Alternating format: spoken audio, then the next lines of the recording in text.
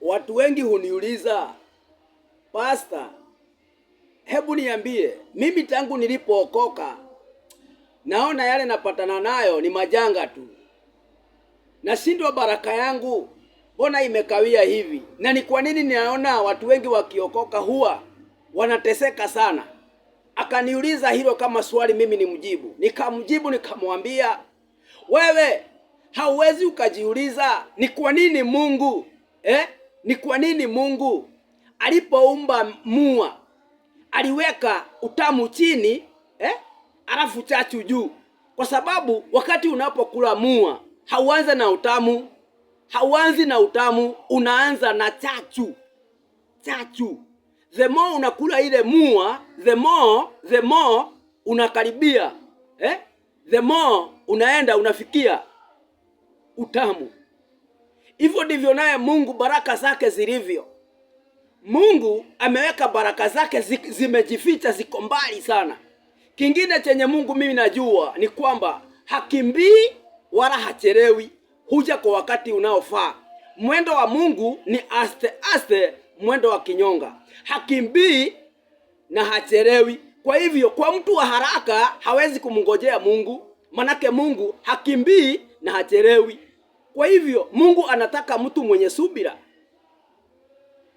Lakini mwenye haraka hawezi akapata baraka ya Mwenyezi Mungu, my friend. Na saa hiyo mwenye anakuuliza hivyo, ukimuuliza ushawahi funga kula na kunywa, hajawahi. Ukimuuliza ushawahi tembea miguu kilomita kama 50 ama 100 kwa ajili ya Mungu, hajawahi. Unamuuliza, je, ushawahi pigwa kwa ajili ya Mungu, ukihubiri mahali ukapigwa? Hajawahi. Kwa hivyo Mungu anangojea wewe, anangojea wewe ugarimikie baraka zake. Kwa hivyo baraka za Mungu hazipatikani rahisi, my friend. Baraka za Mungu hazipatikani rahisi. Muulize mkulima yule mwenye amelima akavuna gunia 100 ama gunia 50 za mahindi, amegarimika kiasi gani?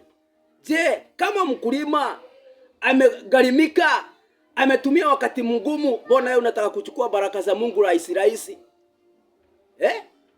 Lazima upambane, my friend, lazima upambane. Ufalme wa Mungu ni wa kung'ang'ana na ni wa kupigana.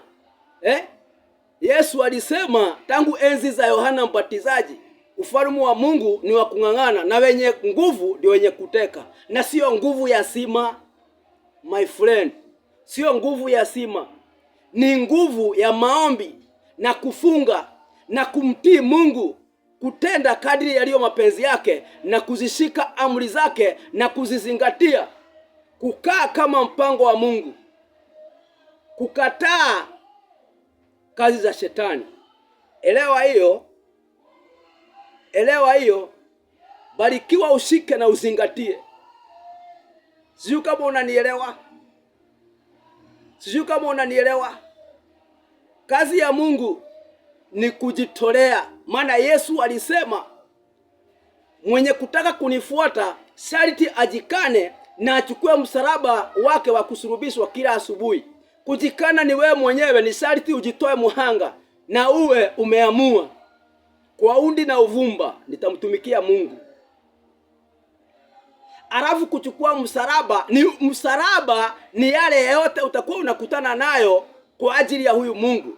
Zile dhiki, majaribu, yale mateso utakuwa unapitia kwa ajili ya jina la Yesu, ama kwa ajili ya kumwamini huyu Mungu, ama kwa ajili ya kumtii huyu Mungu. Manake watu wengi wako against yeye. Watu wengi hawapendi kumtii Mungu kwa sababu kazi ya Mungu ni kujinyima, na wengi hawataki kujinyima kwa sababu dunia ni tamu sana.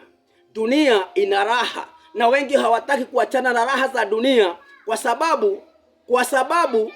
kwa sababu wana mili ambayo ni ya hapa duniani, na mwili ni wa hapa duniani. Ulitoka duniani na utarudi duniani. Ndiposa hata wakati mtu akifa anaambiwa na mavumbi irudi kwa Kwa hivyo huu mwili unapenda dunia kwa sababu ni wa hapa hapa duniani, lakini Roho wa Mungu akiingia ndani yako ndiye anasisitiza wewe umtii Mungu, maana Roho wa Mungu ni wa huko juu. Kwa hivyo lazima akusisitize umtii Mungu.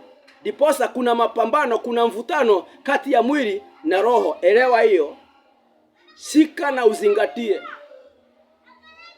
na ubarikiwe sana. Barikiweni sana, mushike na muzingatie. Asanteni.